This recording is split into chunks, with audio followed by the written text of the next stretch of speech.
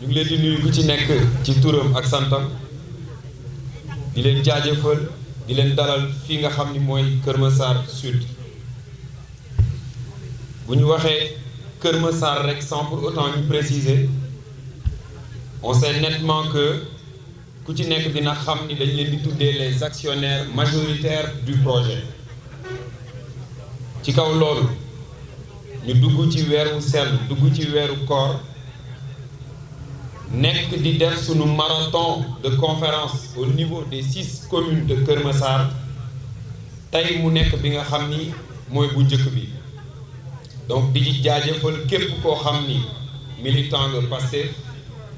di ci jaajëfal képp koo xam ni sympathisant nga bëgg Pastef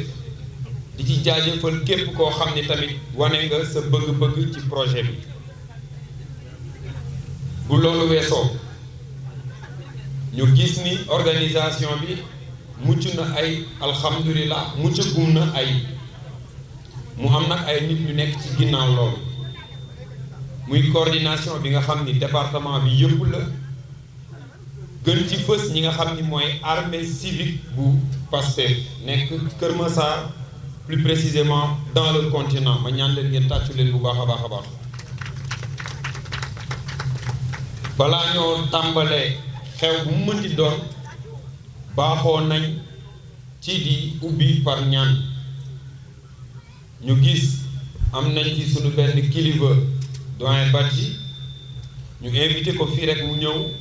démarrer li nga xam ni mooy ñaan gi ñu mën a ubbi sunu cérémonie tey li nga xam ni mooy bu njëkk bi ci koor yi nga xam ni dañ koy def ànd ceeg le DG du port autonome de Dakar monsieur Waly Diouf Bodian donc doyen Badji ñu ngi lay ñaan nga ñëw nga ubbil ñu par ñaan ñu doog a dugg ci li nga xam ni mooy cérémonie bi en tant que tel. asalaamaaleykum wa rahmatulah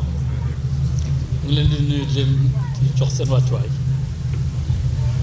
alhamdulilah wasalaatu wasalaam ala rasulillah in alhamdulilah nahmadu wa nastainu wa nastaxfir wa natuubu ilayhi wa nauzu billahi min shururi anfusina wa min sayyi ahmadina man yahdillahi fala mudilla lah wa man yudlil fala hadiya lah wa ashhadu an la ilaha illallah wa ashhadu anna muhammadan rasulullah mbokk jullit ñu ngi leen nuyu di leen wax salaamaaleykum wa rahmatullah leen di dalal laata ñuy def ñaan bi rek mu am benn kàddu bu ndaw bu ñuy fàttali ci aji woor parce que dañoo nekk ok dañoo nekk ci shahru ramadan donc ñu fàttali bu ndaw rek ci nga xamante ne kàddu yënul solo di wax ne aju woorkat bi su wooree ba dog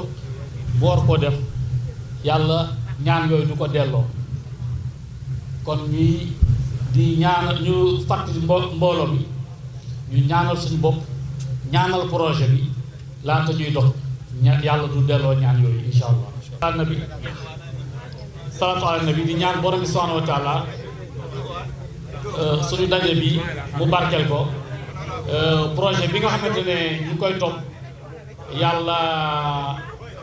teg ci loxo yàlla protéger suñu leader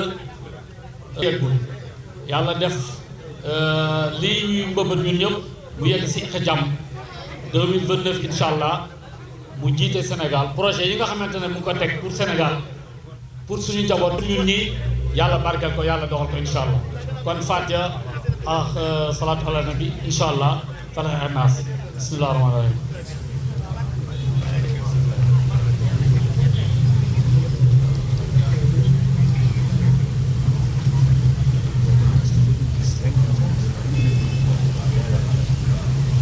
alhamdulilah rabbil alamin arrahman arrahim maliki yawmi din iyaka ibrahim wa ibrahima innaka hamidun majid amin ya rabbal alamin salaam amin amin ya rabbi yàlla na yàlla nangu ñaan yàlla nañ yàlla làq fu yàq yeggul te aaral ñu projet bi nga xam ni ci loolu la ñu nekk di ci xeex di ci dox te tey lañ gën a dëggu pour di ci xeex ak di ci dox amin ya rabbi balaa ñoo tàmbali rek dafa am sunu benn xam ni gis nañ ko de part aussi jëf yi nga xam ni ku ci nekk yaa ngi koy jëf nga ñëw feeñ ak nga toog sa kër mu nekk projet boo xam ni ñu ngi ñu ciy gën a woowaat di ñu ci gën a soññ pour ñu farlu ci di ci ñaan suñu mbokk yi nga xam ni ñu ngi fi gëm ni loolu moo mën a génnee réew mi ci xat-xat yi mu nekk ñu nekkaat ci di ñaan yàlla ñi nga xam ni aussi mën nañu ñaan ak lu waay mën rek mu aar li nga xam ni loolu la ñu gëm aaral ñu ki nga xam ni mooy suñu président monsieur Ousmane Sonko mu aar projet bi doxal ko dëggal ko te gën di ko suuxat ci suñuy biir xol donc loolu la ñuy ñaan di remercier encore une fois de plus te di jaajëfal ñi nga xam ni ñoo nekk suñu ginnaaw muy nos honorables invités yi nga xam ni dalal nañ leen ils ont répondu présent woo nañ leen ñu joxe seen dooley poos woo nañ leen tamit ñu joxe seen dooley xalaat mënuma lim bu ma limee du ma matal du ma jum mais du ma matal mais soxla nañ tamit ku ci nekk buñ la woowee nga ñëw rotal fi ay kàddu ñaax ay kàddu dolli ay kàddu pour njaboot gi bu ko defee ku ci nekk mën a gën a bàyyi xel ci li ñu nekk dinañ jox tamit ñenn ñi nga xam ni ñooy mouvement connexe yi nga xam ni ñoo nekk ci Pastef ku ci nekk boo ñëwee na nga rotal ay kàddu te ñu bañ a guddal ndaxte comme ni ko ñenn ñi di defee man am naa ay fulla yi bu ñu guddalee rek ma ne leen doy na damay jël chrono nday benn mi ngi fi toog am na lu ci xam dañuy jël chrono ku war a wax rek ñu ne la voilà sa temps de parole jeex comme assemblée tey daal dañuy jàppee fii assemblée nationale di leen jaajëfal bu baax a baax ci seen teewaay niñ ko xamee rek section bu mënti doon am na coordonnateur tey Kër Massar Sud moo aye mu am coordonnateur boo xam ni mi ngi Kër Massar Sud yàlla def muy fekkee di tal te yàlla na ko fi suñu borom bàyyi ba ci kanam ñu jox ko kàddu rek mu dalal ñi nga xam ni ñooy gan ñu ko fekk si tey ñu jox ko kàddu aussi mu ubbi li nga xam ni mooy cérémonie donc dinañ woo doyen Ousmane Diop wala ñu indil ko micro bi ci moom ñu ñaan leen ngeen tàccu ko ngeen may ko loxo may loxo koor rek parce que xam nañ da ngeen a woo bu ko defee ñu mën ko jox kàddu bi. Salaamaaleykum. Donc maa ngi jaajëfal monsieur Badji Oustaz Bidia te ñi naan bon ñaan yi fi ñaan yàlla na yàlla nangu ñaan. Donc man je me présente Ousmane Diop wax nañ ko doyen. Je suis le coordonnateur Pastef de la commune de Kër Massar Sud. En effet, bon, en ma qualité de coordonnateur de Kër Massar Sud, j'ai été demandé de vous souhaiter la bienvenue, ce que je fais de tout cœur, en commençant par tous ceux qui sont installés sur le présidium, toutes les bonnes dames que je peux voir à ma gauche, donc tous les sympathisants, adhérents et militants sur ma droite, et ceux-là au fond de la bâche, et entre eux et moi, les journalistes ici présents. Donc, du ma guddal damay souhaiter rek avec le début de ces travaux que tout le monde puisse y voir une réussite. Parce que tout à l'heure, effectivement, comme tous les coordonnateurs feront, moi je serai obligé de reprendre la parole pour vous parler plus largement de ce qui nous invite à partager aujourd'hui. Merci, monsieur le modérateur. Parmi les jeunes vieux. Merci, Doyen Diop. voilà dañuy poursuivre rek ñu jox ñi nga xam ni ñooy nos invités coordonnateurs qui sont là ñu wax ni Pastef département de Keur Massar nekk na loo xam ni benn say la genre activité yi bu amee rek ku ci nekk dina mën a seetlu ni ñii nekk ni kat de par position géographique fi ñuy représenté mais ay nit lañ ñu bokk ndey bokk baay di àndandoo doon benn say di xàccandoo te di dóorandoo. Je vais appeler devant le pupitre monsieur le coordonnateur de la section de Malika qui va ouvrir le bal, monsieur Abdourahim Badji. ma ñaan leen ngeen may ko loxo rek mu ñëw sànni ci quelques kàddu. salaamaaleykum wa rahmatullah. ñu ngi nuyu kilifa yi toog fii yépp mais nag dama nobaate damay commencer par sama yaay ñii samay jabar lañu mais am naa fii sët boo xam ne fu ñu dem nee naa ko na def lu ko neex ndax maam mi ngi ci wetam et je veux nommer la mairesse Néné Sonko ma fonk ko lool xeebuma ñeneen ñi nag mais sama sët la fallait que ma jox ko li nga xam ne moo ko moom. kon ginnaaw nuyoo bi nag ñu ngi remercier Keur Massar Nord Keur Massar Sud autant pour moi ci dalal bi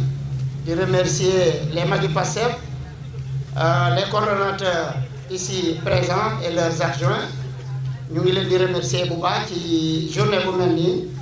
tey on est à Keur Massar Sud mu nekk première journée ñu ngi ñaan incha allah dañu ko tàmbalee nii ci bismillah rahmaani rahim yàlla may ñu àggale ko ci alhamdulillahi rabbil alamin mais ñun ñëpp ñu jàng ci journée bu tey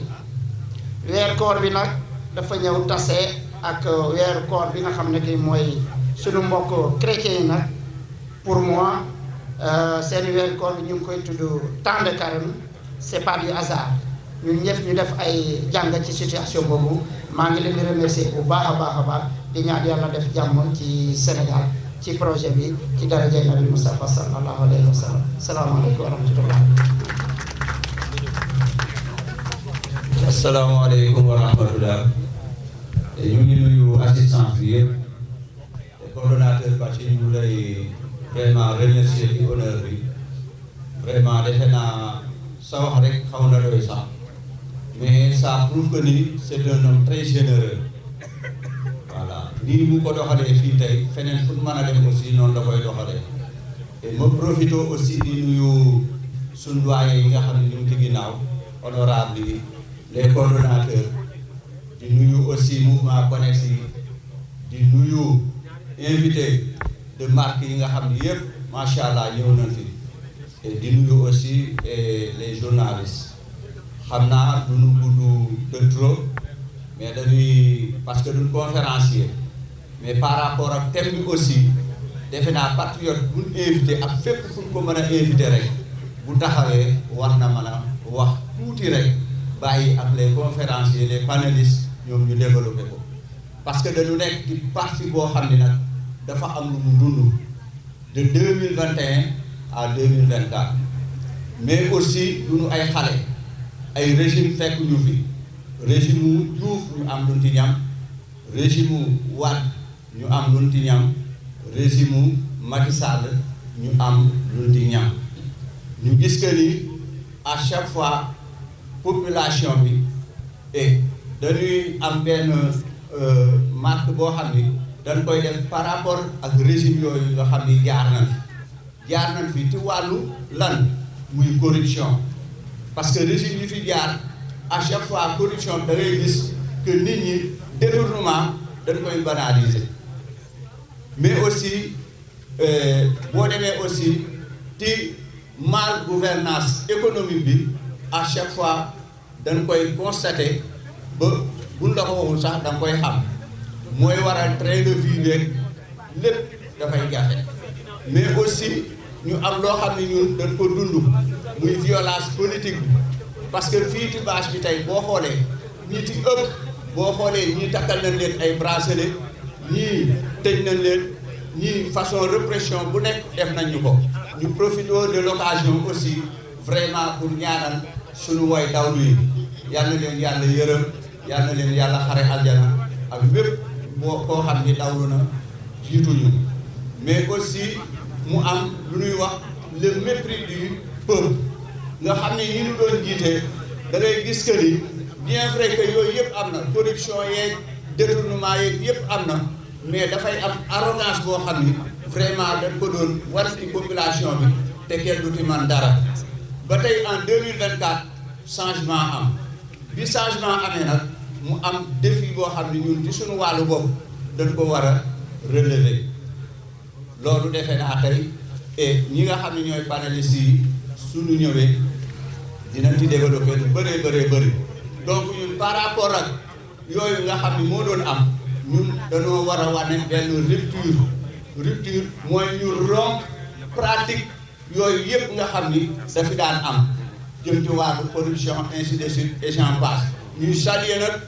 la communication de notre leader en l'occurrence le président du PASTEF Ousmane Sonko nga xam ni dafa adopter un langage de vérité mu adopter un langage d'humilité mais aussi mu adopter un langage de proximité et xam naa comme temps bi ñu may dafa gàtt ñu profito di jël référence aussi ci ki nga xam ni mooy le DG du port nga xam ni toujours il est à ses côtés bu tawee mu ànd ak moom taw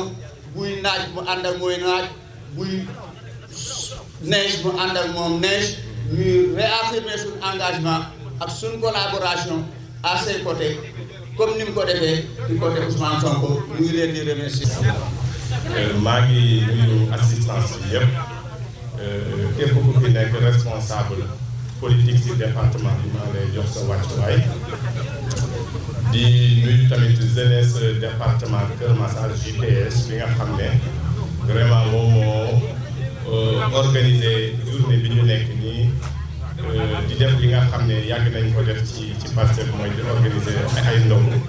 di ko booleeg ay conférence di si discuter di def ay tey débat di si waxtaanee tolluwaayu réew di wax ne rek man Amady Diop laa tudd je suis le vice-coordonnateur de Yeumbeul Nord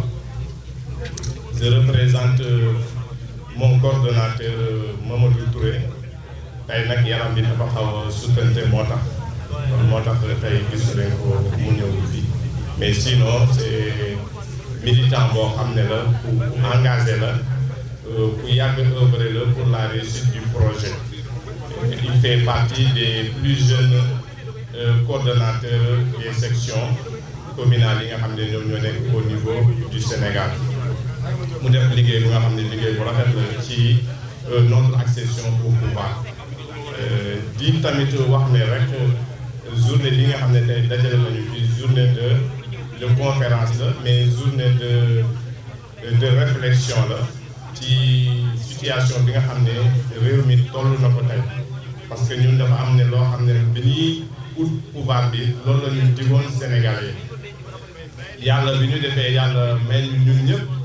ñu booloo suñuy loxo xeex li fi nekkoon ba jëlee ko fi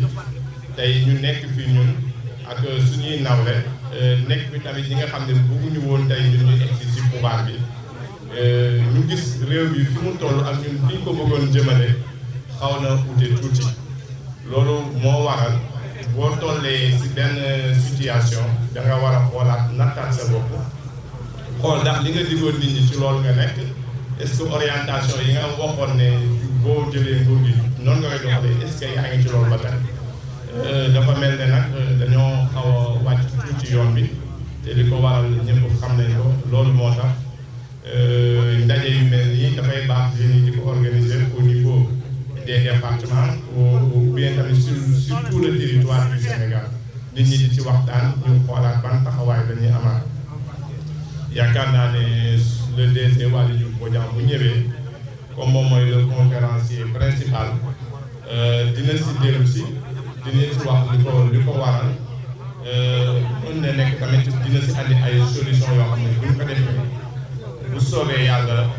fi ñu bëgg a jëm dinañ ko ñëw dellu rek di leen remercier waat ñëpp ñi nga xam ne teew nañ fi pour la réussite de cette journée ak ñi nga xam ne ñoo ko organisé di wax ne rek vive Pastef vive le Sénégal vive le président Ousmane Sonko en 2029 merci beaucoup. salaamaaleykum mbooloo mi ñu ngi leen di nuyu kenn ku ci nekk ci turam ak santam di rafetlu jotaay bi nga xamante ni parti bi di Pastef les Patriotes amal na ko mu doon itamit loo xamante ci lu habituel la ndax ci weer wu sell wi nga xamante ni ca lañ ko def muy weeru koor ñu am habitude muy parti bi di def ay social li ci mel ni don de sang lu ci mel ni VAP muy vacances agricoles patriotiques ak it lii ci mel ni ndogu yi nga xamante ni moom la ñuy joxe saa bu weeru koor jotee donc loolu lu muy wane lenn képp la mooy l'esprit patriotique l'esprit de partage bi nga xamante ni patriotes yi ñu ngi koy wane saa su ne di wane itamit le nouveau type de sénégalais bi ñu koy tënk ci le patriotisme ci l'éthique ci la fraternité kon du ñu def lu dul rafetlu waat taxawaay bi nga xamante ni moom la ñu am di fàttali tuuti rek en 30 secondes li nga xam ni moom moo ñu tax a adopté tey l'esprit Pastef muy discours boo xamante ni bu courageux la bu le président Ousmane Sonko wane muy ay jëf yoo xamante ni def na ko ndax moom mooy le seul homme politique boo xamante ni salaire am daf koy jël di ko partage ak askan wi kooku dafa wan ni askan wi moom moo ko ñor donc pour dire que effet yooyu nga xam ni moom lay def maanaam njeexital boobu nga xamante ni moom lay def ci suñu nopp njeexit boobu noonu di wàcc ci suñu xol moom mooy feeñ ba ci suñuy jëmm pour tënk su may kàddu nii tey àdduna bi ñëpp ñu ngi rafetlu te itamit di teg bët avancé bi nga xamante ni chinois yi ñu ngi koy def ndax dans l'intervalle de 2 décennies la Chine a développé benn économie boo xamante ni le monde dañ koy envier li leen ko may nag lenn képp la mooy le patriotisme bëgg bi nga xamante ni moom la ñu bëgg seen réew waaye itamit fàtte kàddu gi nga xamante ni wolof yi dañ koy wax lu bari njëriñ loo fekkee bu fekkee ni dañ ne njëriñ loo fekkee rek mën nañoo liggéey loo xamante ni suñuy doom niñ ko fekkee ëllëg te loolu du patriotisme wasalaamaaleykum wa rahmatullahi taala wa barakatu. Merci monsieur Mohamed Sow. Merci beaucoup Moussa. Bon salaamaaleykum ñu ngi nuyu ñëpp di ziar ñëpp di jiital ci nuyoo bi le gardien de la révolution monsieur Waly Diouf Bodian di nuyu le maire de la commune de Keur Massar Sud monsieur Mohamed Bilal Diatta di ko nuyu di ko ziar di nuyu le coordonnateur de Magui Pastef l'honorable député Ramatoulaye di nuyu waa JPS waa Motap ak mouvement Connex yëpp yi nekk Pastef ñun nag suñu cadre du bëri suñu wax lenn la rek muy ñun la jeunesse patriotique département de Keur Massar dañuy réaffirmer suñu engagement ci le président Ousmane Sonko tàmbalee ci Sonko yam ci Sonko tappalekat nag ñi nekk ci département bi di retiré nit ñi ci groupe bi yaakaar ne mën nañoo gëm loolu nit ñi leneen lu dul tàmbalee Sonko yam ci Sonko danañ xam ne ñun ak ñoom la maa ngi sant ñëpp di gërëm ñëpp. Nul n'est plus légitime que vous monsieur Mohamed donc bu ñu ko déggee ci yow dégg nañ ko ci jeunesse patriotique bu Keur Massar département. On va enchaîner avec la représentante de Mojib Keur Massar Sud madame Yacine mu ñëw rotal ci quelques kàddu. salaamaaleykum ñu ngi nuyu ñëpp di ziar ñëpp di nuyu le directeur général du port monsieur Waly Diouf Bodian di nuyu monsieur le maire Mohamed Bilal Diatta di nuyu les députés yi fi présents di nuyu les sympathisants waaye it di nuyu nos frères de parti yi toog fii man nag damay wax ci turu jigéen ñi di leen wax ni ñu gën a taxaw gën a booloo ñu am benn objectif mooy dem massifier waat comme ni ñu ko tàmmee di defee dem ci population bi ba 2029 ñu fal Ousmane Sonko mu nekk président de la République di wax ne ñun jigéen ñu Keur Massar Sud nous étions avec Ousmane Sonko nous sommes avec Ousmane Sonko et nous serons avec Ousmane Sonko ku am leneen nag dem fa la neex waaye ñun fa ñu nekkoon dem fa la ñu nekk tey fa lañ nekk suba ñu nekk Ousmane Sonko ba yóbbu ko 2029 mu jël président de la République du Sénégal ñu yemale foofu kàddu yi ndax comme heure bi def ñoo tënk mbay ñi ci des ñu wax jërëjëf. Je vais appeler Monsieur Babacar Mbaye, qui fut le premier coordonnateur départemental des jeunes de Keur Massar, avant Keur Massar Pikine la woon. De sa petite histoire nekk na fi xeex na fi am na yu bëri yu ko dal yu dal ñeneen ñi donc on va l'appeler devant le présidium mu rotal ci ay kàddu. Asalaamaaleykum wa rahmatullah. ñu ngi nuyu mbooloo mi fi teew yépp ku si nekk sa tur ak sa sant di leen jaajëfal. On sait tous que période bi ñu nekk période du koor la vraiment c'est pas évident ni ñu toog fii ba après koor pour fekkee conférence politique yi nga xam ne nii moom lañu organiser dans le cadre des activités du département de Keur Massar. dañu leen di dalal avant tout ci commune Keur Massar Sud. Je pense que bëriwul liñ fi organiser des activités de ce type mais tey je me sens fier et honoré gis ay patriotes de fervents patriotes jógee dans toutes les communes du département ñëw dajaloo fii ci commune Keur Massar Sud donc ñu ngi leen di dalal di leen wax merci beaucoup. tey nag conférence politique bi nekkul conférence boo xam ne nii la on va parler wala on doit parler de politique. donc fi may tàmbalee samay kàddu mooy ça on sait que c'est Pastef lii mooy Pastef te vraiment su ma naan je me sens fier d'accueillir tout ce monde à Keur Massar Sud ça veut dire que am na fu lépp démarré. Ça a été très difficile, hyper difficile. Je pense que tey suñu toogee ñëpp toog tous les caméras risées vers nous, ça veut dire que on a fait un chemin. Pastef Keur Massar dafa am fu mu jaar fu métti. Je pense que ñun ñi fi nekk ñëpp ku si nekk am na loo si daj. Pastef Keur Massar tey siège bii ngeen di gis fii Keur Massar Sud je pense que avant que le siège soit ici am nañ plus de 5 sièges jaar nañu Natangué yàgg fa di fa defee ay réunion jaar nañu Mam Dior jaar nañu benn fuxus bu nekk fii nii ci ginnaaw benn cantine bu ndaw am na kër yu bari yu ñu defee des réunions fii en face nekkoon na sunu siège ba tey ñu aboutir fii donc ça veut dire que am na fu ñu jaar on a fait des réunions yoo xam ne nii des fois 2 personnes la woon des fois 3 personnes des fois même 4 mais on a tenu bon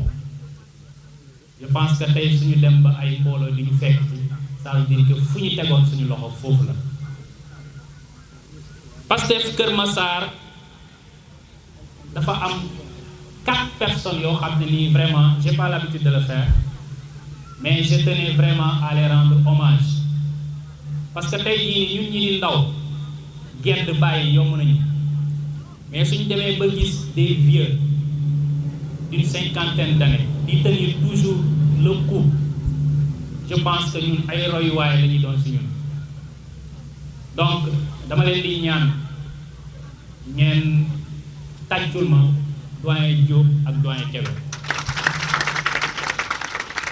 C'est des personnes qui ont mouillé le maillot tey jii nii gis nañ ne Keur Massar fait 6 communes mais c'est 2 personnes yoo xam ne parmi à travers toutes ces 6 communes vraiment nit ñi xam nañ leen seen taxawaay ci Pastef dañ naan nag derrière chaque grand homme il y a des dames. Donc c'est pas des dames qui sont derrière ces hommes-là que je viens de citer, mais c'est des dames qui se sont vraiment valorisées à travers ce projet. Muy Ramatoulaye Ndom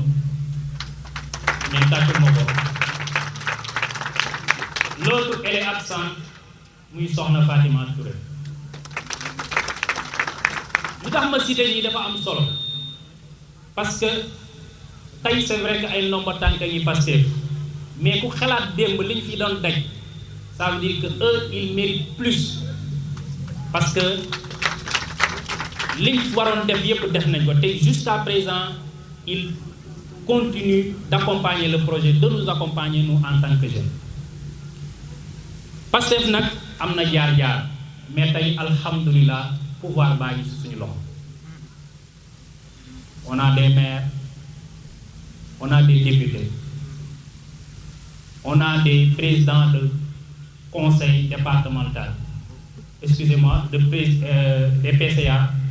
on a des PCS, on a des DG. Nous, à Keur Massar, on a eu le privilège d'avoir un DG super fort, moi, le directeur Waly Diouf Bodian. Donc, lii privilège pour le département de Keur Massar. Maintenant, pouvoir bi yëpp ñu téye lan lañ ciy def c'est très important. Je pense que loolu mooy définir sunu maintien ci pouvoir bi ak sunu avenir ëllëg. D'où ce thème bi ñu jël ci conférence bi enjeux et défis yu ñu war a mën a am pour département bi. Donc enjeux yi mooy lan enjeux yi si circonstances yi ñu nekk nii yëpp situation yi ñu nekk tey pouvoir bi ñu téye lan lañu war a mën a doxal pour que lii yëpp nekk en notre faveur. C'est très important ñu koy xalaat di ko doxee. dama siy citer ñaar yu ma amal solo trop mooy le lien qui nous lie avec la population. C'est très important. Ce lien-là, on ne doit jamais le casser. Lien bi moo tax tey jii ñu survivre à travers péripéties yi ñu jànkonteel yëpp. Donc ngalawaay bu ñu woor la population massaroise. C'est très important. Beneen bi mooy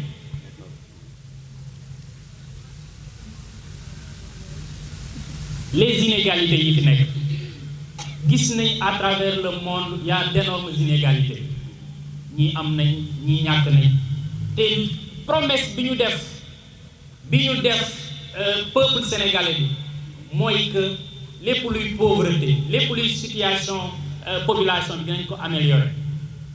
Donc loolu je pense que ça fait partie de nos enjeux majeurs yoo xam ne nii war nañ fi taxaw. Au-delà de ces enjeux il y a des défis. Fa laay terminer nga may ma Moussa. Donc défis yi ñu am dafa bëri parce que war nañ remobiliser waat les troupes pour aller vers la population. Je pense que massification boobu nañ ci lañ nekk avec l'armée civique qui est là. On va continuer dinañ continuer di wax ak ñoom pour que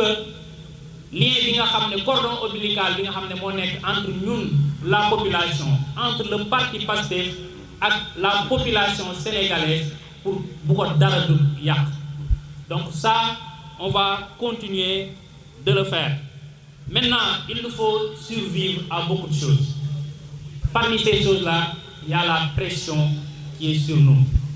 Quand je parle de pression, c'est la pression politique. Nos opposants qui sont là, la désinformation qui est là, li nga xam ne ni def ni affaiblir pour que li ñu waxante woon ak population bi duñ ci taxaw. Je pense que loolu c'est des défis yoo xam ne qu'on doit surmonter. Donc je pense que boobu mooy défi bu ëpp solo. J'en ai d'autres mais Moussa mu may ñoppati. Donc je vais essayer de couper ici la parole di sant ñëpp di gërëm ñëpp di ñaan yàlla mi nga xam ne ni dara tëw Inch'Allah en 2029 nous falal ñu le président Ousmane Sonko à la tête de cette magistrature. nangu naa j'encaisse amul benn problème comme que dur liggéey bi gën a metti moom lañ ma jox tey mooy tënk nit ñi bu ñuy wax je vais essayer d'encaisser tous les coups voilà di enchaîner rek ak ki nga xam ni mooy le PCS de l'ASBEP di doyen Ousmane Kébé mu ñëw aussi def son temps de parole doyen Kébé gars yi ne nañ ma wax la 5 minutes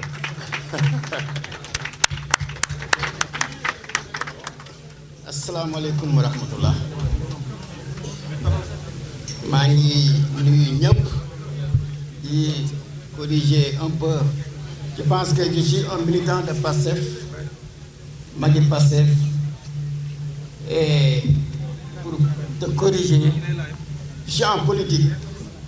dama ñëw comme étant le coordinateur départemental de Magui PASTEF maa ngi nuyu ñëpp nag jiital ci nuyoo bi ku ñu dalal mooy le coordinateur communal de Kër Massar Sud le doyen Ousmane Diop maa ngi koy wax ne ko egsi nañ ci commune boo xam ne miin nañ fi yàgg nañ fi ñëw di ci teg aussi le maire de Kër Massar Sud Bilal Diatta mu nekk nii ànd ak honorable député suñu honorable boo xam ne maa ngi koy wax toujours Ramatoulaye yàgg nañuy xeex ensemble jigéen boo xam ne la jigéen bu mën góor la am na fit am na endurance chaque fois boo ko gëstoo fekk ko mu toog moom itam ñu ngi koy nuyu di nuyu en même temps l'ensemble des coordinateurs yi fi nekk coordinateurs des autres communes fàttuma nag Magui PASTEF parce que Magui PASTEF moo tax ma nekk fii maa ngi ko wax léegi Babacar si gannaaw nee naa ko Magui PASTEF écart d'âge la mais on est là pour réfléchir je dirais au DG Waly Diouf Bodian tey je vais mathématiser l'équation politique boo xam ne moo ñuy dab je dis que on parle d'enjeu passer au pouvoir. Bon, moi je voulais qu'on mette point d'interrogation. Fait qu'on est dans la logique des choses. Parce que Pastef est au pouvoir, mais est-ce que c'est Pastef qui déroule? C'est ça la grande question. Enjeu. Bon, enjeu, c'est un mot composé de enjeu. Donc déjà, comment faire pour réussir ou bien pour échouer? Donc je dis que l'univers bu njëkk bi suñu univers d'action bu njëkk dafa changé wala xoolee sax xam ne Kër Massar am na changement dans le système politique parce que ñu ngi doon àndal démb ak bërki démb di xeex am na ñoo xam ne jël nañ beneen yoon te ñun nag en tant que Magui PASTEF lu ñu bëgg toujours mooy ñu jël affaire bi cadré ko parce que wax naa démb ne PASTEF esprit la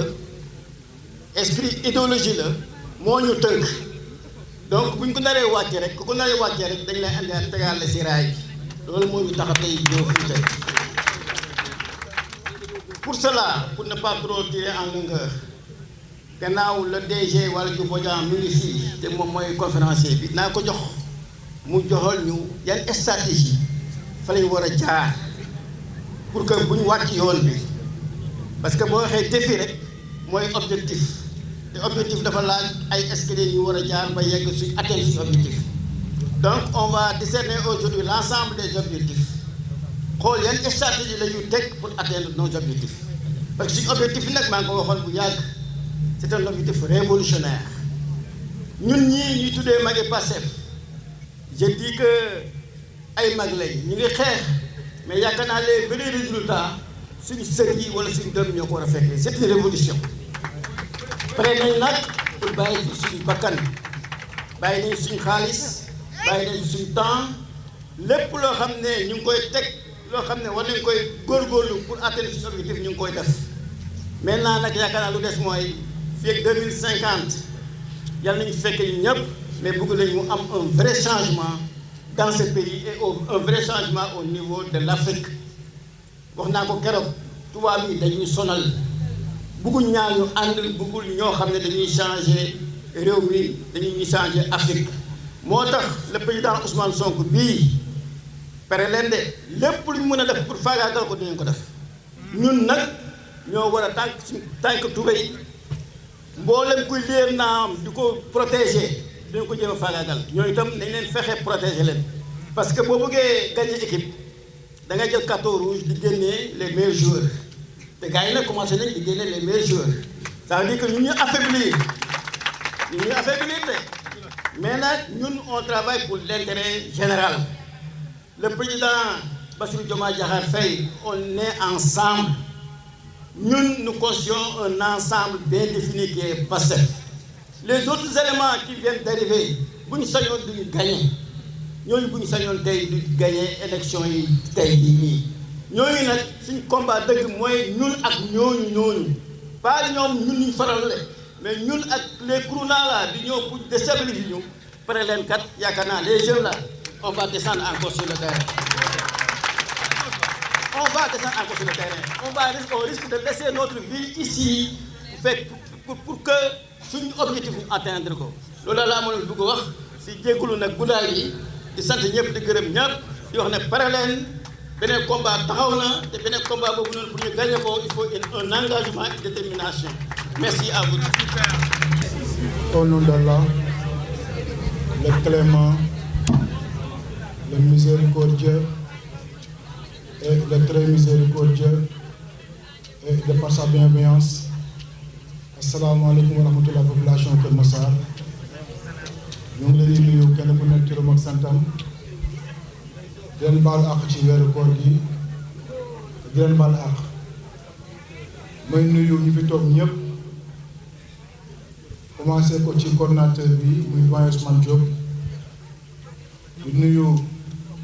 le DG Waly Diouf Bodian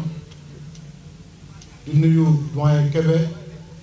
ngeen baal ma sax ci lim bi may nuyu ñëpp honorable député di nuyu ñëpp parce que su ma limee mën naa guddal ma bañ a tudd kenn mu mer mais maa ngi nuyu ñëpp par respect di wax ni alhamdulilah alamin tey ngeen ko ñëwee def fi sama biir commune ci Keur Massar Sud moo tax ma génn ñëwuma fii pour bokk ci benn clan ñëwuma fii pour ànd ak Seydou Diallo ñëwuma fii ànd ak Waly Diouf Bodian dama fi ñëw ngir Pastef les patriotes du Sénégal ma bëgg a wax tuuti si ñi ma xam ci sincérité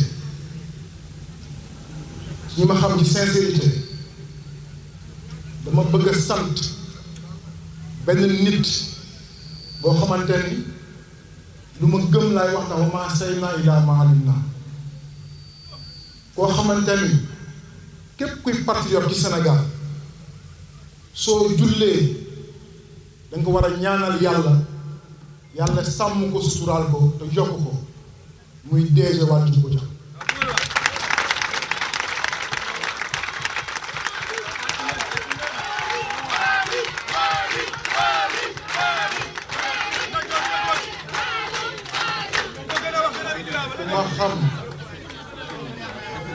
ku ma xam ma ci sincérité ku ma xam ne dara góondiwuma le président Ousmane Sonko suma kilifa la mooy suma yaakaar woo na ma téléphone jotuma mu wax Waly na ma woo Waly woo ma jotuma mu ne na ma Jibi Gueye Ndiaye woo Jibi Gueye Ndiaye jotuma mu woo ñu bëri jotuñu ma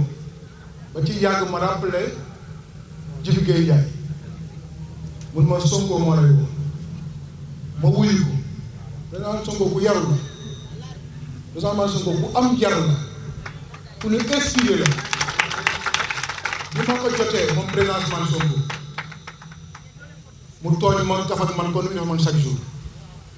ni ma ñëw ngi nii conseil ministériel dama doon demande à ce que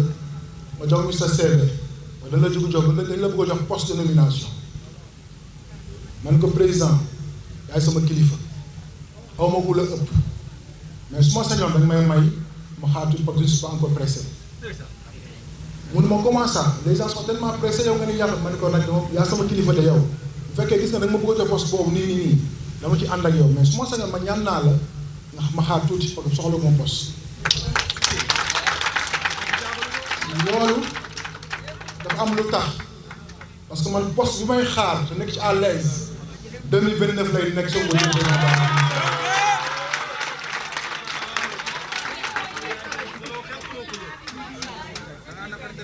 am na décret boo xamante ni geddu mën na je suis musulman meruma parce que jullit laa damay baale mais am naa principe te ci principe laay dox lenn nag lay ñaan président Ousmane Sonko ñun dañ ko bëgg ba jeex dañoo sonn ci moom jël nañu bal posé rek Ousmane Sonko tëdd nañu kaso 1 an 6 jours Ousmane Sonko fay nañ ñu xaalis pour ñu trahir ko ñu bañ mais dama am lu ma koy ñaan moom président Sonko dama am lu ma koy ñaan parce que ñoo ngi souffrir en silence le président Sonko dama lu ma lay ñaan parce que il faut nga am loolu loo ñu leeral yow parce que mënuñu bu ñu jël position ak jël combat te ñun xamaguñu yow fan nga jëm parce que am na lu ñu d'accord ak président Ousmane Sonko doonte moo suñu kilifa parce que moom moo wax ni keroog bu ñu choisir candidat am ku génn dem feneen kooku jartu mu ñëw parce que bokkutul ci parti bi moo ñu ko wax moom mi ñuy wax loolu xanaa yëgul ne Diomaye Faye am na coalition ba jël siège def fa peinture bleu blanc moom rouge moo ci des mu représente la France xanaa yëgul loolu xanaa moom président Ousmane Sonko ñu koy ñaan mu am lu ñu leeral parce que njabootam mooy wax te du ma waxatu te xam naa Ousmane Sonko ni mu mel ci man ak ni ma mel ci moom xam naa ko lu sincère laay wax dëgg ci man laay wax ak moom parce que dégg nañ ñu jékki-jékki ñu dégg ñu ni les coordonnateurs départementaux recevoir nañ leen biir palais ñu ni président Ousmane Sonko dafa dem par surprise palais kenn dafa dégg par surprise ay dafay toog ni bi ñuy dem tàggu nañu ko yooyu daf ñuy metti daf ñuy jaaxal soit président Ousmane Sonko tu nous dis que nañu jël suñuy responsabilité def face Diomaye Faye mu leer suñu bopp soit ñu ànd ak le président Diomaye Faye jàppale ko ci liggéey mu dem ba faw man nag bu ñeen ñëpp demoon jàppale Bassirou Diomaye Diakhar Faye je le dis ici man duma ko jàppale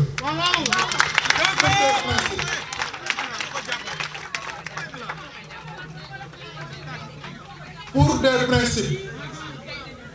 du ma nangu du ma d'accord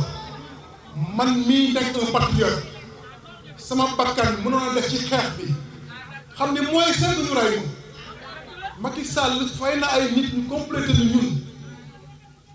ñoom ci lu wër ñu muñ ko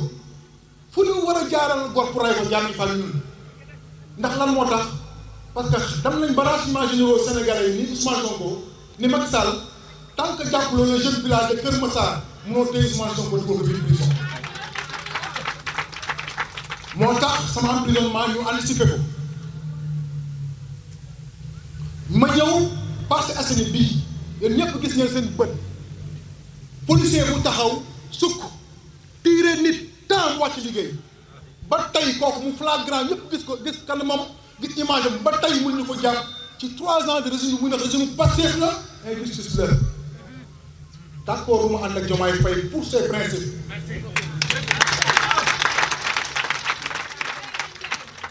mani ñoo ngi def lu nekk ñoo ngi jaar fu nekk amul lu mu dul indil ci lu salte ci lu bon naan ma Waly Diouf Bodiang nee na leen nii Waly Diouf Bodiang wax na ni ci suuf Waly Diouf Bodiang nee na nii Bilal Kër Massar da koy xëccoo man je suis international man dépasse naa Kër Massar man sama vidéo 10 minutes day dem mais Waly Diouf Bodiang nii kenn mënu ma jaxase ak moom lu mu def neex na ma lu mu wax neex na ma te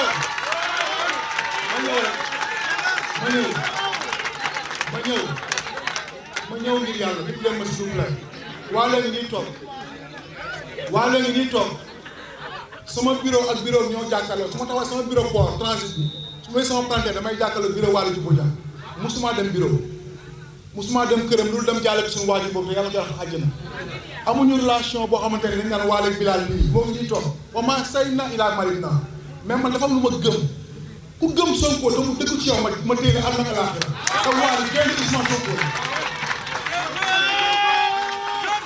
asalaamaaleykum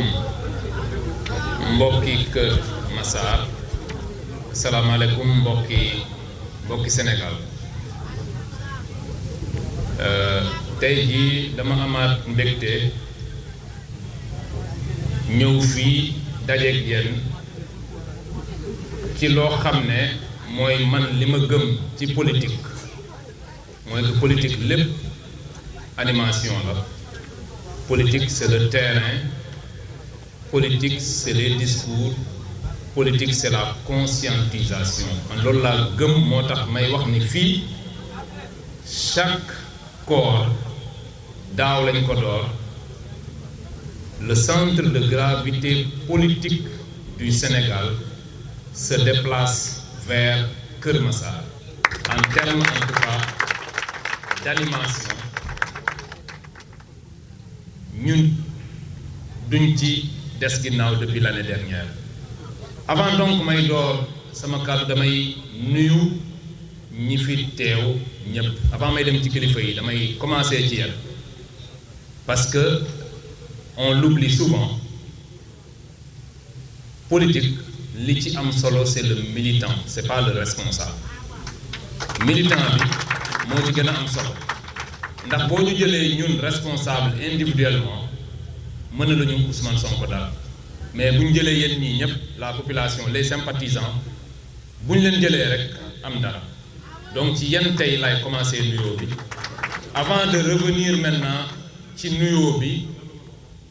ma jël l'exécutif territorial monsieur le maire Mohamed Bilal Diatta damay taxaw ci moom tuuti Bilal yow seede nga ni musuma def aucun effort musuma laa woo ci dara ne la defal nii wala defal na le mais je sais am na loo xam ne moom ci politique bu ngeen nekkee ci dëgg ñi ne ci dëgg yépp di jàppale Ousmane Sonko ils finissent par se retrouver donc comme il l'a dit moom ñëwul ci man deewuma ci moom mais dëgg ak Ousmane Sonko fokk mu tase lañu bu dee rek dañoo dëggu et je sais que aujourd'hui au niveau du parti PASTEF bu ñuy wax guerrier dëgg des gens sur qui le président Ousmane Sonko compte Bilal ni ci la bokk parce que il est le prototype du patriote maanaam dëggu am fit ndax bu amutoon fit bu dëggutoon affaire bi du ko jaral yenn nii je pense que vous vous souvenez de la séquence de Bilal Diatta à côté de Cheikh Ousmane Sonko muy dox ànd ak Ousmane Sonko gars yi di leen dóor ay lacrymogène loolu ñaata responsable ñoo ko fi def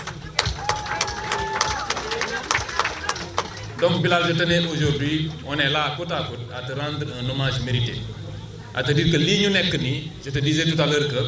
le chemin est encore long mais il est possible dëgg fu mu tegu fu ne ñii dañuy sonn rek mais dëgg mooy mujj te ñun ñii ci dëgg lañ nekk su ma paree ci Bilal damay ñëw ci le coordonnateur le doyen Diop doyen Diop vous l'avez dit tout à l'heure je pense que ñun ñi sax dañ lay ñeewantal naan la non il faut que tu fasses le moins d'efforts que possible man xam naa li nekk ci diabète parce que ma mère et mon père en ont souffert mais effort yi ngay def engagement bi da nga cee wane benn pas-pas boo xam ne dañuy xam ne gëm li ngay def la gëm dëkk bi gëm Ousmane Sonko moo tax nga di ko def doyen aussi je te rends un hommage mérité pour ce que tu es en train de faire yal na la yàlla may nga gudd fan lool gunge projet bi ba gis keroog li ñuy wut ñun ñii ñépp mooy Ousmane Sonko dugg pale bu ko defee sama genre gi nga xam ne moom moo ñu boolee politique ñu mën a noppalu alors en dehors du coordonnateur, il y a mon ami et frère, le coordonnateur de Malika, Badji. Badji, il est en général flanqué de Fall. Mais ils sont deux inséparables. En mathématiques. En tout cas, ils sont deux inséparables qui les lient. Nous avons des gens qui sont extrêmement engagés dans le projet. Manda nakasa nit ku kuy tiaxan wala kuy layam layam duma and ak yow ci politique xol len ñi may andal ay nit ñu deggu rek lay andal ñi nekk dans de petits calculs duma and ak ñom donc ñom Badji ñi mën nga leen waxal lu ne sauf ñak sincérité ak ñak gëm li ñuy def loolu lañu andé depuis lors té ci dëgg rek lañu and té comme nima ko waxé dëggay mujj. D'autant plus que d'ailleurs, nous sommes dans le mois saint, le mois de Ramadan, le mois de Carême pour les autres. C'est très religieux. Donc, la vérité sera très présente, même tout à l'heure quand je vais revenir dans le discours. Alors, il y a à côté le doyen Québec. Doyen Québec, puisqu'il a tendance à tout mathématiser, on va dire que c'est la constante dans toutes les équations que l'on posera politiquement dans le département. Madame le fi jaaxal booy def équation bi non doyen Kébé day bokk daf ciy nekk comme une constante ñi xam mathématique xam nañ ko bon c'est pas mon oncle lui il connaissait rien en maths c'est un littéraire comme moi parce que daanaka xam naa bu doon tout est mathématisable man damay des Bessir des Badiabul ñu jox ma foofu ci tool yi may bay parce que mat moom c'est pas ma tasse de thé du tout jéemoon naa def les séries scientifiques ma gis ni foofu daal du sama jëmukaay ma bàyyi ko ñëw dans les séries littéraires où je me suis véritablement promené parce que je suis un littéraire en fait nit ki da ngay xam te loolu ci même ci politique dañ ko war a appliquer nit da ngay xam sa bopp jëmale ca bopp ci ay défis yoo xam ne mën nga ci dara mais Sénégal ci politique da ngay gis nit koo xam ne li mu jëm nii xam na ni mënu ko mais da koy jéem a sànjaaf di dem ndax en politique ganaar day mbëkke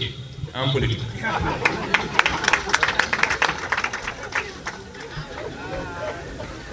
Alors su ma paree ci doyen bi j'espère que je menuis tous les responsables des jeunes, les jeunes qui sont là, vraiment la JPS. Vous abattez un travail extraordinaire. Je pense que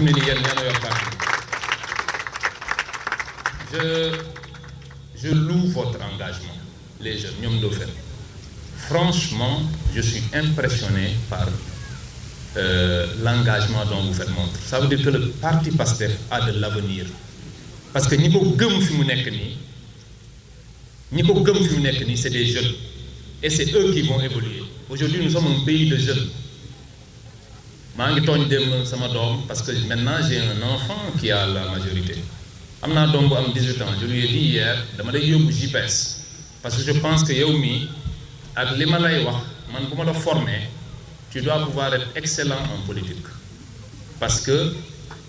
en politique, c'est le discours, c'est le langage. Et quoi les Bodjaya,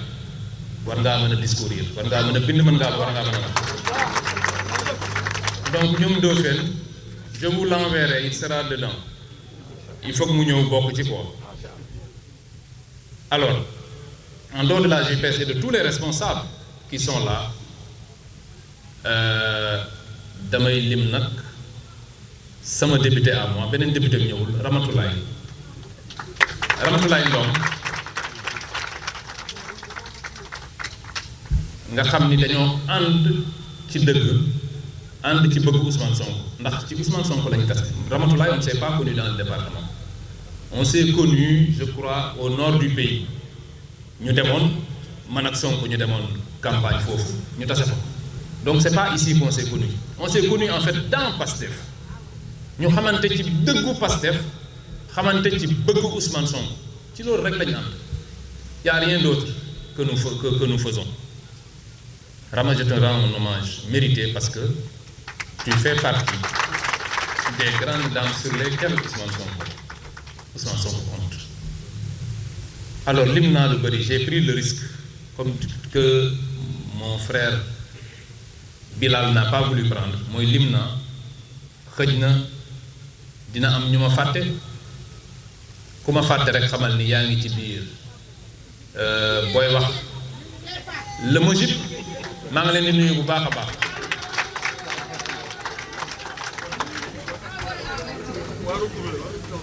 Alors su ma paree ci yenn la triade tey tudduma leen les gens vont essayer de savoir ce que c'est la triade mais am na ñu ko xam fii c'est un trio donnant triade. Je sais pas si c'est un terme mathématique. C'est quoi le doyen? C'est mathématique quoi la triade? C'est pas un terme mathématique, c'est pas un théorème. Bref, avant d'en arriver au sujet bi ñuy wax tey parce que mu ngi bëgg a guddi, je vais certainement tout limiter en 10 ou 15 minutes maximum. Je voudrais d'abord en démarrant rendre un hommage mérité à Bassirou Kébé.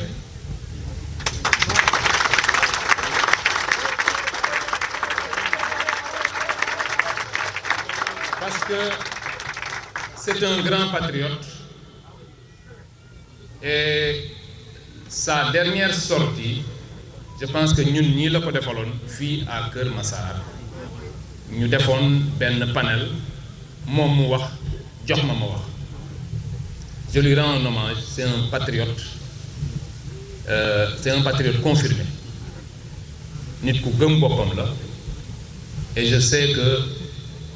le président Ousmane Sonko compte sur des hommes comme lui. Il garde sa ligne comme nous autres nous gardons nos lignes parce que nit moom yàlla bu la mayee nga dund nga xam ne ñii dañoo judd ñii jotuñoo judd yàlla may la nga judd mu di la gunge nga dem ba nekk mag nga ba fa di yàlla bëgg ndax muy dëgg nga ba ko fa di wax leneen dangaa gëmul yàlla. Et je pense que de ce point de vue, je lui rends un hommage mérité. Alors, le thème qui est aujourd'hui le prétexte pour lequel nous nous sommes rencontrés, ñu ñëw daje fi parce que damay wax chaque fois ni bu ñuy ay patriotes bu ñu dajee balaa ñu faa jógee dañoo war a teg benn thème boo xam ne dina doon un thème de réflexion ñu réfléchir si wax ci ba nga xam ne kuy dem di nga yóbbaale dara loolu mooy politique tey dañoo jël comme thème Pastef au pouvoir enjeux et défis d'une gouvernance de rupture. Thème bi noonu ñu ko tegee bon je ne pourrais pas traduire ces mots en wolof mais thème bi ni ñu ko tegee boo xoolee mooy ñun dañoo wax ni dañoo dig Sénégalais yi ni bu ñu ñëwee lépp la ñuy soppi lépp mooy rupture. Cette rupture elle était symbolisée par le discours que nous avons tenu lors de la campagne électorale. Campagne bi ñuy wër dëkk bi dañuy tegal Sénégalais yi ni leen voilà le diagnostic de ce que Macky Sall faisait, voilà ce que nous proposons, nous ferons l'inverse ou le contraire de ce que Macky Sall fait. Loolu mooy la rupture. Donc rupture bi ngeen def ci thème bi c'était une promesse tout simplement de campagne. dañ ko wax ak Sénégalais yi le président de la République même en campagne avait le balai. Le balai c'est un symbole de rupture, un symbole même de radicalité comme je dis parfois. Donc bu ñu diggee loolu Sénégalais yi bu ñu ñëwee nii da nga naan rupture boobu lan mooy solo si mooy yow da nga woo Sénégalais yi ni leen su ma ñëwee damay soppi dëkk bi boo ko bëggee soppi nan nga koy jaaree ba soppi ko maanaam comment respecter toutes ces promesses de campagne qui feront que le PASTEF pourra durablement rester au pouvoir. Parce qu'en politique li ci am solo du mooy yegsi ci pouvoir bi non parce que boo yegsee ci pouvoir dañu la ko daggal. C'est des séquences temporelles de 5 ans yu ñuy wooyee mandat bu nekk na faw nga réussir ko pour ñu joxaat la beneen. C'est-à-dire que régulièrement démocratie day bëgg nga delluwaat devant le peuple ñëw ni leen la ngeen ma dénkoon lii ak lii ak lii laa ci def donc mën ngeen ma wóoluwaat ndax dañ ñoo dénk rek. Le mandat bi ñu nekk pour man dañ koy axer juste sur 2 éléments maanaam la rupture pour moi pour la réussir on est en train de le faire c'est d'abord une gestion publique qui est rénovée gestion publique bi rénové nañ ko bu baax a baax ak aussi des progrès notables en matière de justice de liberté et de démocratie dama ko yemale foofu ñu jël 2 axes étant entendu que boy littéraire comme man dans un sujet il ne faut pas toujours essayer d'épouser totalement le sujet am na yoo xam ne da nga koy élaguer tu vas sur l'essentiel les gens comprendront et c'est ce qui fait notre différence avec les mathématiciens parce que bu nekkoon formule mathématique benn formule rek lay doon ku ci jaarul rek da ngay fausser 0 ngay am alors que chez nous les littéraires on peut laisser place à une certaine marge spéculative qui nous permet de mettre notre personnalité devant et de réussir à dire de très très belles choses. Doyen, je vous fais une petite pique.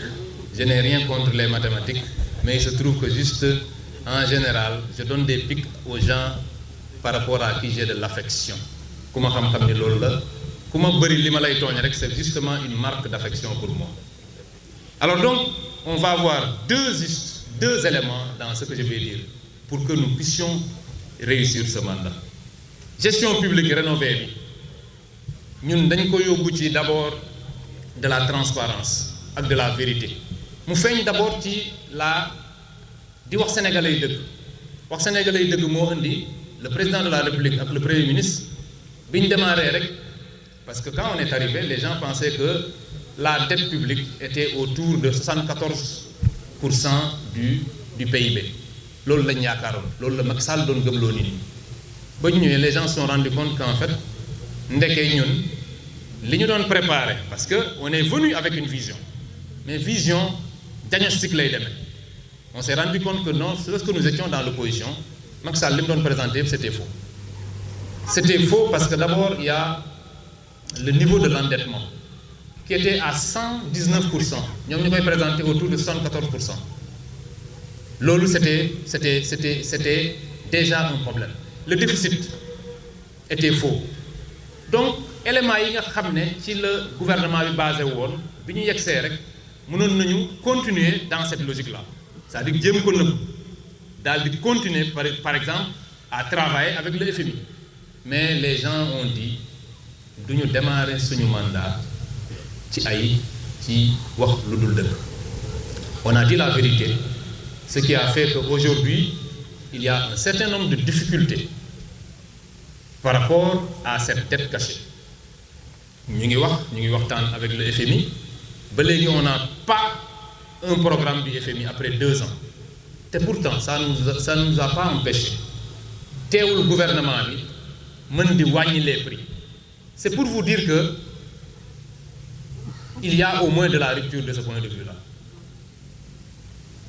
Macky Sall, malgré que nous endetté de façon extraordinaire, les prix des denrées de première nécessité étaient très hauts. Nous, on n'a pas le même soutien, mais pourtant, si yërmande gi ñu am ci dëkk bi yërmande bi ñu am ci sénégalais ak respecter suñu engagement, les prix ont été diminués. L'autre, c'était un élément de rupture. Rupture, moi, la fin de l'année, nous devons corriger, nous devons changer notre façon de faire. Et c'est une suite logique, les éléments macroéconomiques sur lesquels nous devions nous baser pour avoir un programme de gouvernement, éléments, puisque il fallait corriger. Le mot indique Ousmane Sonko le 1er août dernier, le 1er août 2025, nous avons présenté le plan de redressement économique et social. Le PRES, qui est un programme qui devrait permettre de stabiliser, parce que balaa ñoo dugg ci li ñuy wax ñun suñu vision 2050 mooy li may wax il fallait être sur les rails. Pour être sur les rails, pour revenir sur les rails, il fallait avoir ce plan-là, le plan de redressement. Moi, Ousmane Sonko présenté et qui commence à produire ses fruits. Le plan devrait normalement, par séquence, d'ici 5 ans, nous permettre d'être sur les rails et d'amorcer carrément l'accélération du développement du Sénégal. Il y a un élément qui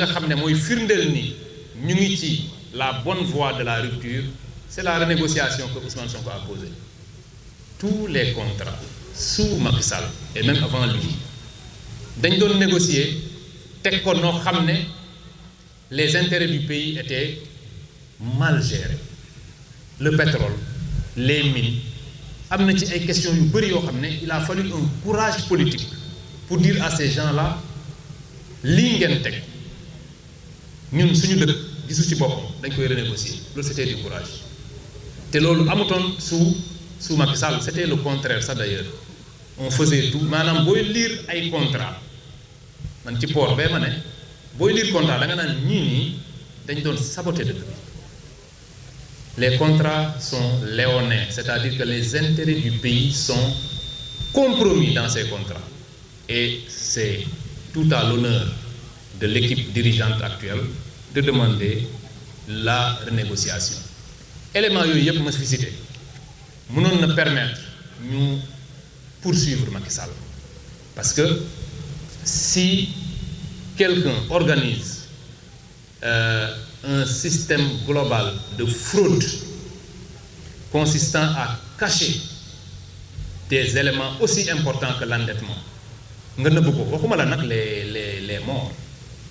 mais uniquement sur cet élément-là on aurait dû le poursuivre et je pense que un des députés, à savoir Guy Marius Sagna, avait posé un projet qui va dans ce sens. Donc du point de vue du bilan matériel, ces quelques éléments que je vous donne, c'est des éléments qui doivent nous permettre de dire que la rupture, elle est au cœur de la gestion publique.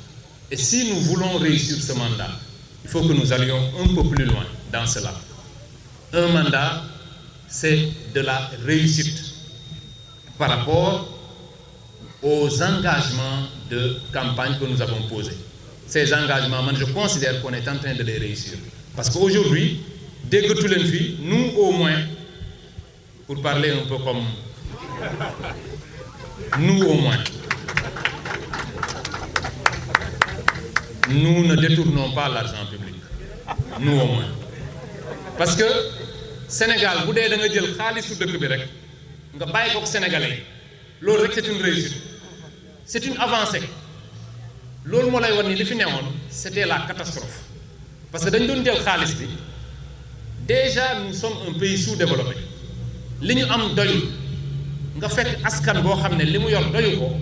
nga ñëwaat yow tu te sucres ci loolu bu boobaa dara du doy et je pense qu'aujourd'hui la gestion en tout cas est devenue, nous allons bientôt faire deux ans. Déggu leen fi kenn ku ñu wax ni ñu ngi koy topp ci détournement xaalis dëkk. Maintenant, les gens peuvent parler de oui, il y a telle dépense. Les gens peuvent dire que bon, dépense bi ëpp na. Dépense bële ëpp na. On doit pouvoir se réorganiser. Bref, mais ku nekk ak un peu la sensibilité que tu as par rapport ak li ngay def. Loolu dama ciy woo sama moromu DG yi moi quand je suis arrivé au port je pense que boo duggee sama bureau ba fa sama prédécesseur bàyyi woon fa mu daan toog la mu daan teg ba ci fu muy dugal ay bigam la mu fa bàyyi laa fa bàyyi parce que je considère que nous sommes un pays sous-développé il faut donc une certaine rationalisation des dépenses. Alors loolu c'était le premier mouvement, c'est toutes les innovations que l'équipe du président de la République et du Premier ministre ont apportées dans la gestion de ce pays. Deuxième élément bi dañuy dem ci l'immatériel mooy tout ce qui concerne la justice, les libertés et la démocratie. Foofu rupture bi ñu ngi koy doxal bu baax a baax fii nii ñun ñu ci bëri on a fait la prison parce que nous étions des opposants tey jii amul benn opposant boo xam ne mun ngaa wax ne damaa toog sama kër ñu ñëw jël ma yóbbu ma kaso te xaw ma sax lan laa def loolu c'est un élément de rupture bu ñu ko xeeb l'opposition il n'est plus dangereux maintenant de s'opposer ñun demoon nañ fi ba nga xam ne ku bokk Pastef da ngay jéem a génn Dakar ñu ci bëri génnoon nañ Dakar dem dans les régions pour éviter les arrestations les rafles de Macky Sall aujourd'hui ban responsable opposition lañ mën a wax ni par exemple dañ la barricader sa kër pourtant sous Macky Sall Ousmane Sonko pendant 2 mois dañ koy barricader kër qui pouvait s'y rendre c'est-à-dire que boo jógee fenn sax ñëw ne da ngay dem kër Ousmane Sonko yow ki sa bopp boo moytul dañ lay jàpp am na ñoo xam ne on les a arrêtés uniquement parce que ils voulaient aller chez Ousmane Sonko c'était une infraction temps yooyu foo jëm kër Ousmane Sonko garde à vue kaso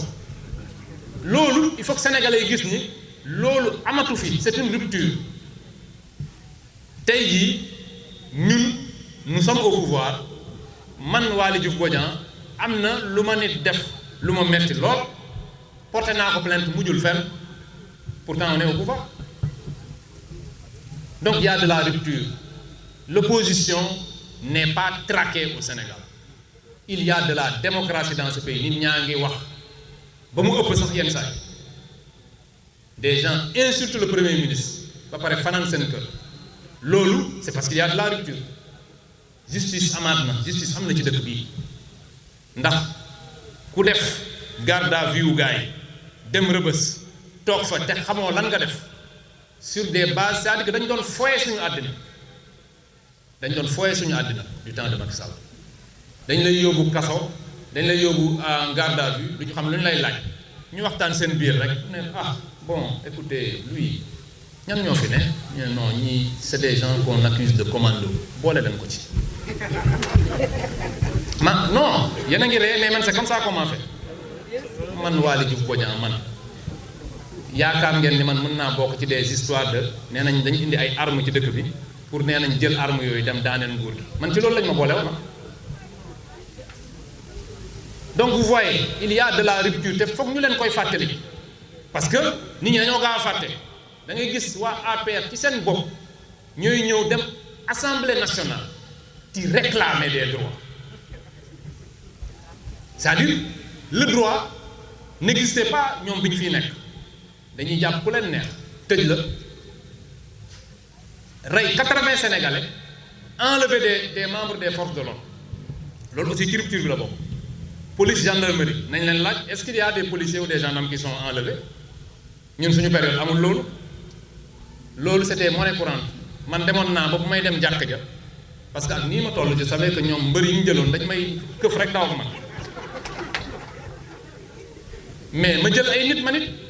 su may julli ji ñu ànd ak ñoom ci ñu taxaw nii ma julli parce que foofu lañ tolloon ak Macky Sall il était capable mais période boobu de m'enlever parce qu'on se connaît man defuma woon dara nag je n'étais dans rien de séditieux mais j'étais au cœur de la stratégie de Pastef j'étais au cœur de la stratégie xamoon naa li xew et je n'excluais pas que à un certain moment mais ñu enlevé man day yomb trop dañuy daw ak man ba fenn rek li Ousmane Sonko di wax ñu tourner sama baat bi rek sànni ma fa on me retrouve kii ñu ne voilà boole ma ci martyr yi donc loolu baax na ñu leen koy fàttali que ñoom nii lañ yore woon dëkk bi ils n'ont pas droit au chapitre te nag bu ma leen ko waxee war nañ maa mën a gëm bés dina ñëw te loolu dama bëgg ñu daggu yenn waa APR bés dina ñëw fii ci dëkk bi vous répondrez de tous vos actes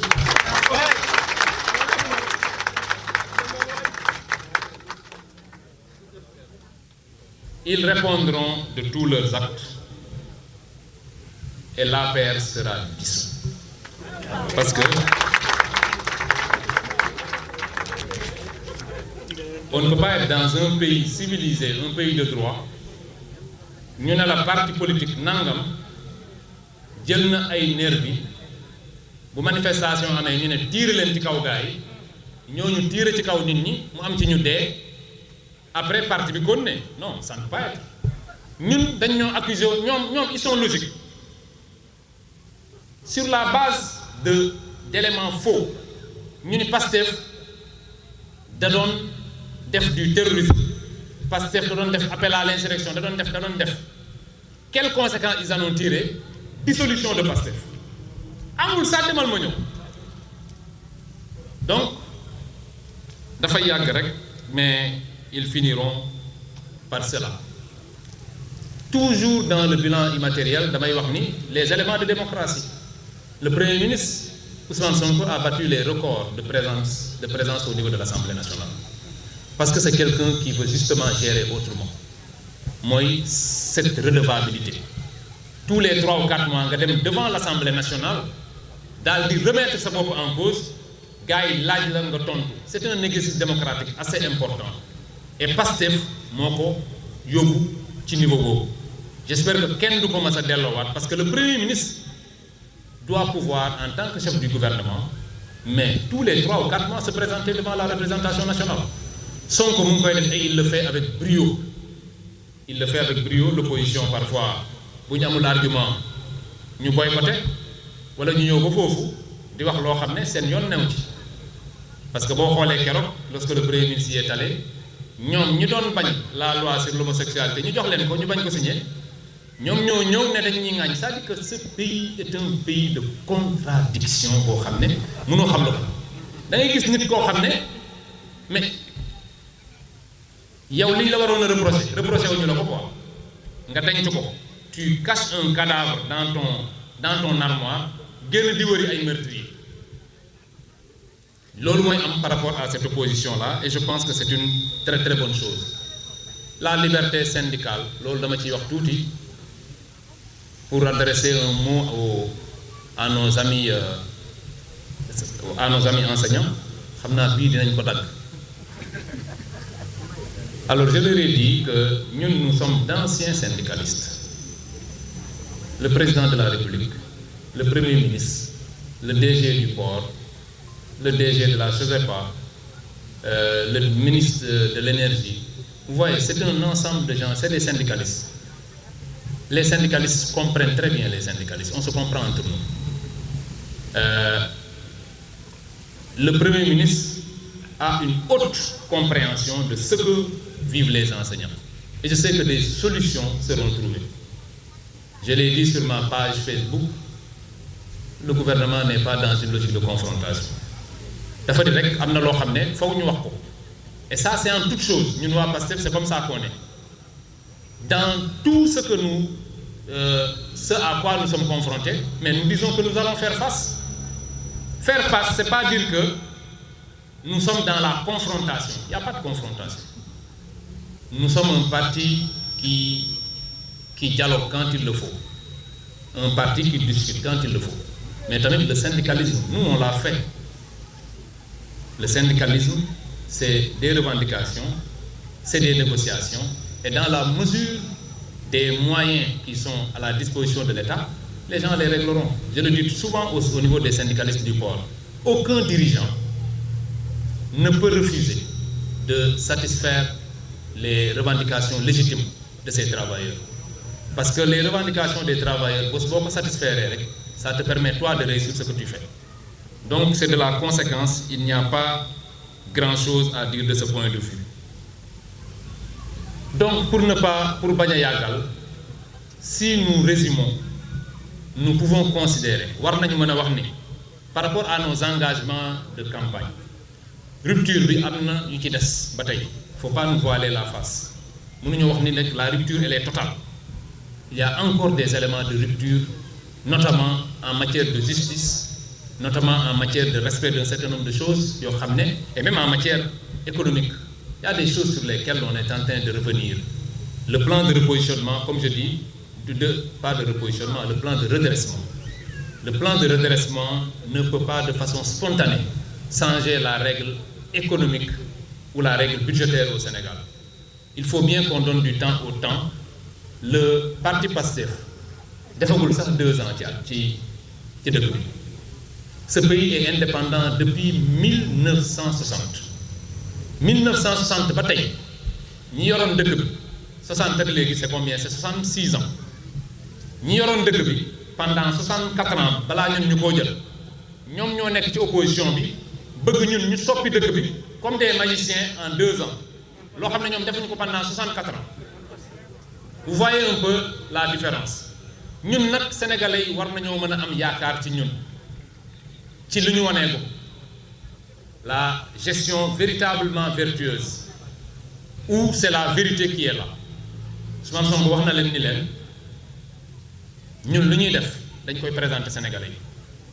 bu doxee ñu présenter leen bu doxul it Ousmane Sonko est capable de venir taxaw seen kanam ni leen nii laa ko bëggee woon waaye doxul.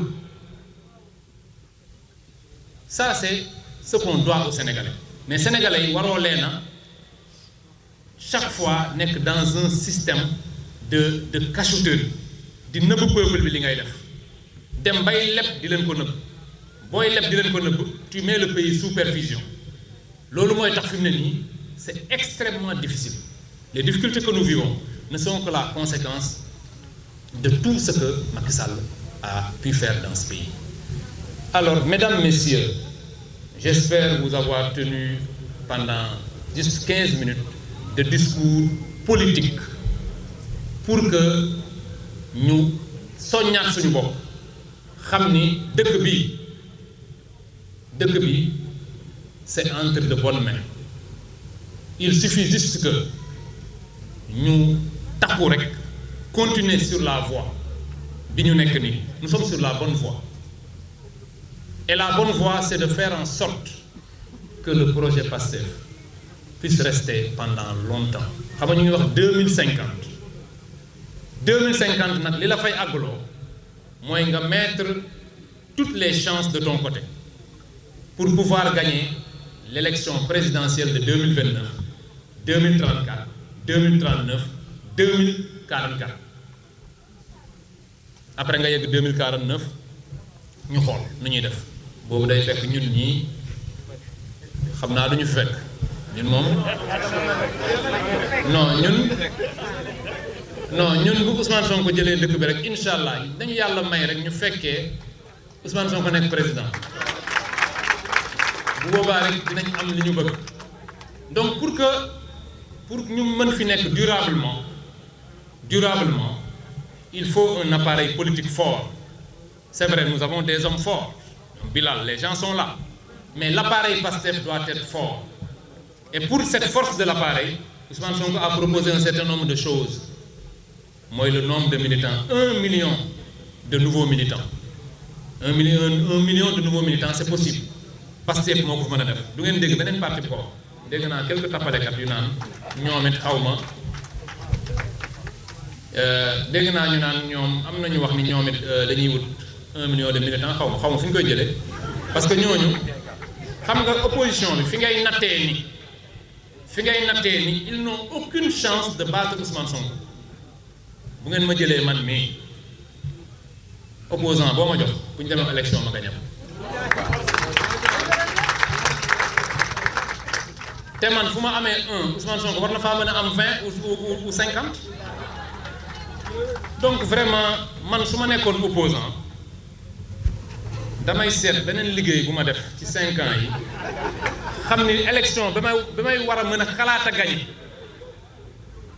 c'est pas 2029 c'est 2034 dafa sori du temps la c'est-à-dire que mën ngaa defi benn activité liggéey organisé wu moodu ji ñëwaat pour ñu liggéeyul ci ñoom mais ku yaakaar ni mën ngaa toog fii politiquement di organisé wu pour 2029 nga gagné Ousmane Sonko ak koo mënti toll da ngay nax sa bopp di nax say mbokk di perte sa temps donc loolu dama leen koy baaxee rek ñi nga xam ne ñu ngi koy xalaat ne dañuy opposé wu parce que tamit parti politique ci définition parti politique bi dafa am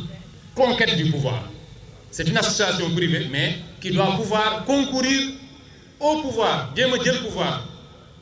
mais ñi fi nekk nii ñi fi nekk ñëpp ñi mën a taxaw devant Ousmane Sonko gisuma ci wax dëgg yàlla kenn koo xam ne mën nañu sonal en 2029 incha allahu rabbi. may terminer nag par appeler les militants les uns et les autres à se mobiliser davantage comme le veut le président Ousmane Sonko. Qu'on se mobilise, ñu bàyyi tout ce discours inutile autour de wéy lan moo nar a xew fan la gars yi toll lii ak lii wéy kan moo may defal bilan kan moo may defal compte rendu da ngeen di def ni man sonaluma sama bopp ci leen xam nga laa jàpp wëruma defuma leen je me mets à côté d'Ousmane Sonko et j'attends.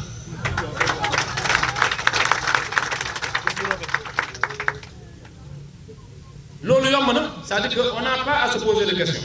taxaw à côté d'Ousmane Sonko bu ma taxawee à côté de lui bu nee bëreet kii lañu war a song ma song la loolu day yomb c'est-à-dire que je ne réfléchis pas damay toog rek xaar l'adversaire que la démocratie donnera à Ousmane Sonko mais je l'affronte mais du ma fi nekk nag dans des calculs de mathématiciens non affaire bi nii lay demee kii li muy def nii ci lii la jëm na ku ne def lu la neex mais bu ñëpp taxawee jot Ousmane Sonko fa la ñuy fekkat jarul calcul bu leen sonal seen bopp toog leen ci wetu Ousmane Sonko xaar 2029 tranquillement loolu laa leen bëggoon a digal te loolu bu ma koy wax nag je le dis pour tout le Sénégal tous les patriotes damaa bëgg ñu noppalu nañu noppalu la politique c'est ça loo xam ne gis nga 2029 incha allah y aura nécessairement des joutes politiques donc lan ngay calculer joute politique lay doon Ousmane Sonko contre X Y Z ak kum ci mënti doon danañ la somm danañ la yelu danañ la dóor ci suuf ak koo mënti doon donc loolu yomb na man vraiment ci loolu laa leen bëggoon a woo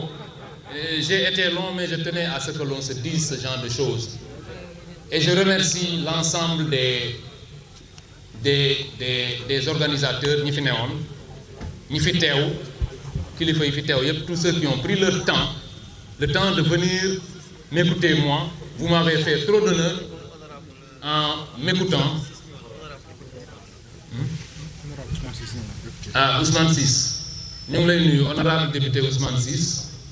nous saluons votre présence et vous remercions d'avoir bien voulu vous déplacer.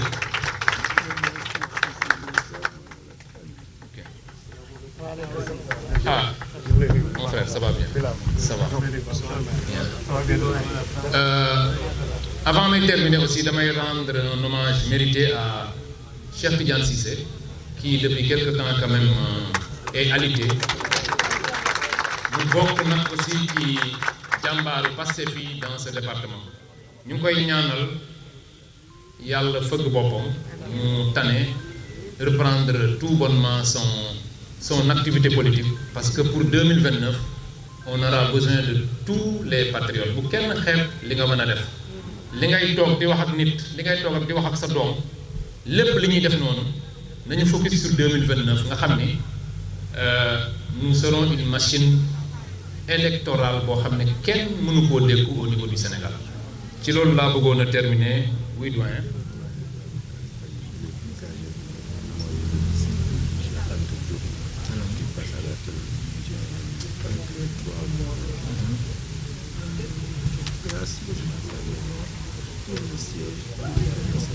Ah d'accord, ok. Le doyen me demande de remercier aussi le doyen Babacar Faye, je l'ai oublié, qui nous a gracieusement donné sa maison pour qu'on en fasse un siège ici, au niveau de Keur Massar Sud. Alors j'ai été long, damay bañ séeréer yi mer parce que xam naa ni commencé nañu xiif mais parents séeréer. Je vous remercie et vous donne rendez-vous très bientôt. Je pense que le week-end prochain, non, dès demain on va sur Rufisque. Demain on va sur Rufisque et le week-end prochain on reprend sur Keur Massar. Noonu lañ ko nar a jàppee ba koor gi jeex. Merci beaucoup.